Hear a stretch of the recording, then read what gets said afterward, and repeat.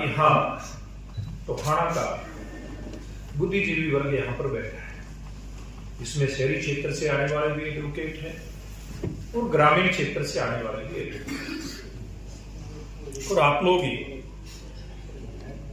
जो संविधान ने हमें अधिकार दिए, अगर उन अधिकारों में कहीं कहीं कोई त्रुटि रहती है किसी भी कारण से,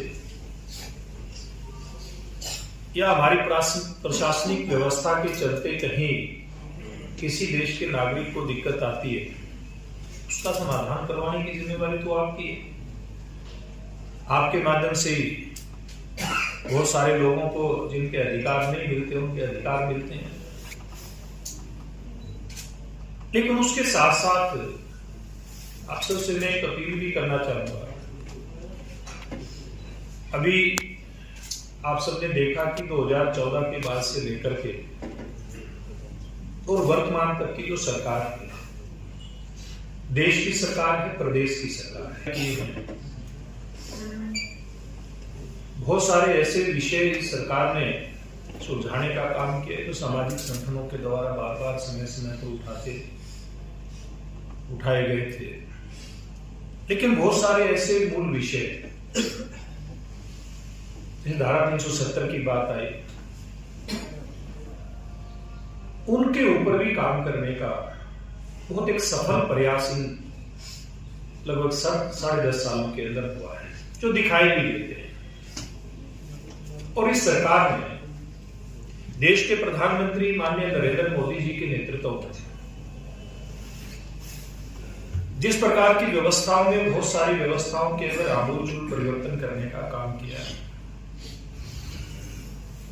आपके ही जो अंग्रेजों के समय का जो कानून था उसमें कितने परिवर्तन हुए हैं, उससे ज्यादा आप लोग उस बारे में जानते हैं, इसलिए आपके सामने मुझे उन विषयों के ऊपर बिंदुवार चर्चा करने की जरूरत महसूस नहीं होती, क्योंकि जितना मेरे को पता उससे कई गुना आप लोग जानते हैं कि किस प्रकार से पूरी की पूरी कानूनी व्यवस्था जो अंग्रेज कालीन थी आजादी के बाद, उसको कहीं बदलने का प्रयास करना तो दूर, उसके ऊपर विचार ही नहीं हुआ।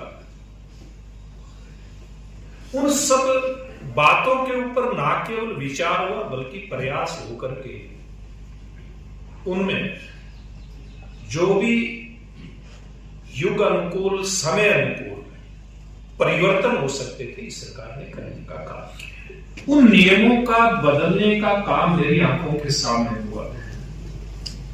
मुझे लगता है उसका एहसास धीरे धीरे आप लोगों को होने लगा होगा। जब कोई व्यक्ति आम नागरिक आकर के इस प्रक्रिया से गुजरता है, अपने काम करवाने की प्रक्रिया से गुजरता है, लेकिन अभी भी बहुत ज्यादा जरूरत है।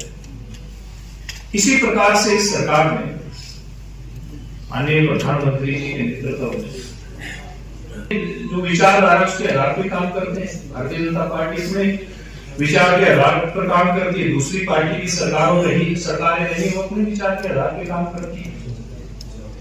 उसका विचार सामाजिक मुद्दों को लेकर के उसका ताना बड़ा बुना जाता है, कुछ लोगों का विचार अपने परिवार के खाने के आसपास, खाने पाने के आसपास घूमता है। ये अलग अलग दलों की अलग अलग प्रकार की स्थितियां थी। हाँ, हमारे कर दिया था उस पर चुनाव को निरस्त कर दिया था, आप लोग जानते हैं। ये आपके माध्यम से कोर्टों में हुआ, वकीलों की दलीलें थी, उसके ऊपर फैसला आया। यानी कि 25 साल होने पर एक सरकार तो इस प्रकार का तोहफा देती है। और बाद में अटल बिहारी वाजपेयी जी के समय में 50 साल होते हैं। वो इस दिन को गौरव के रूप में किस प्रकार से देश के नागरिक याद करें, उस स्वरूप में इस विषय को हमारे सामने लेकर के आते हैं। और जब 75 वर्ष होते हैं तो देश के प्रधानमंत्री नरेंद्र मोदी जी चाहते हैं कि एक एक विषय के ऊपर चर्चा हो देश के नागरिकों के बीच के अंदर।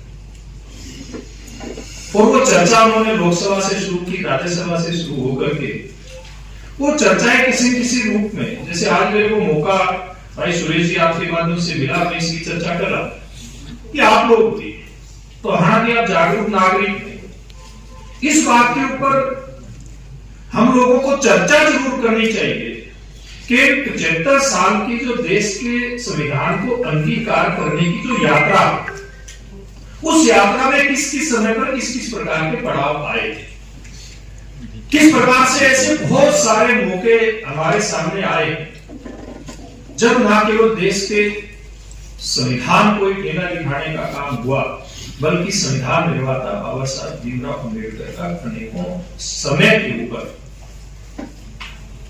अपमान करने का काम भी हुआ। और किस प्रकार से वही सरकार है जिसके ऊपर इस प्रकार के आरोप लगते हैं, जिसने बाबा साहब अम्बेडकर की जन्मस्थली महू, वहां उस समय की भारतीय जनता पार्टी की सरकार ने वह स्मारक बनाने का काम किया। उसके बाद मोदी जी प्रधानमंत्री बने तो बाबा साहब, जहां मेरे को घर तलाक हुआ है दिल्ली में, मेरा सौभाग्य है कि बाबा साहब का जहां बहुत बड़ा एक सभागार उनकी याद में बना है जनपद के ऊपर, बहुत बड़ी यादगार बाबा साहब की याद के अंदर अंतर्राष्ट्रीय स्तर की वहां पर इस सरकार ने बनाने का काम किया।